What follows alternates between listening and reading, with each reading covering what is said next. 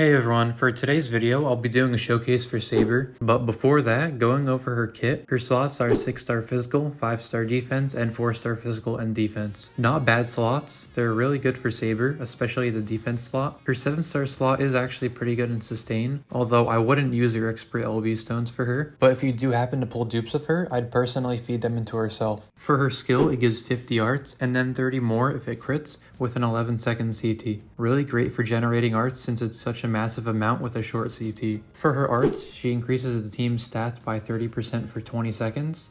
Really solid as a heal for the team. It'll allow them to live through a lot of attacks. For her true arts, it does a 64,000 dark damage physical modifier, and she increases her damage by 100% and debuffs the enemy's dark resist by 70% for 30 seconds. Really good to buff damage, and it provides a strong debuff that lasts for a really long time, which will allow her to be able to use her super art. For her super art, it has a 170,000 dark damage physical modifier, and during the super art, she gets 60% super crit rate. This super art has a high modifier that, when mixed with her true art buffs and 60% super crit, will do a ton of damage. For her passives, she gets 100% crit above 50% HP, lowers her accuracy by 30% when she has a status element, 40% poison resist, and 25% attack when above 90% HP. The crit is really nice for only having to be over 50% HP. The accuracy debuff is unfortunate, and although the attack buff is pretty nice. For her true weapon, it's a 5-star physical. It increases damage by 50% and attack by 50% for 10 seconds if a dark unit uses it. And for the passives, it increases SABER's crit damage by 80%, as well as 5% magic resist. Overall, it's a pretty strong equip, definitely worth claiming for SABER since she can never reach her max potential without it, but for anyone else, it's not really worth it. As for some other good equips, her 6-star physical slot would be best with her true weapon, but if you don't have it, Hiei's sword, Bakuzan and Kyoru, Coil gun, and some other physical damage buffing equips work.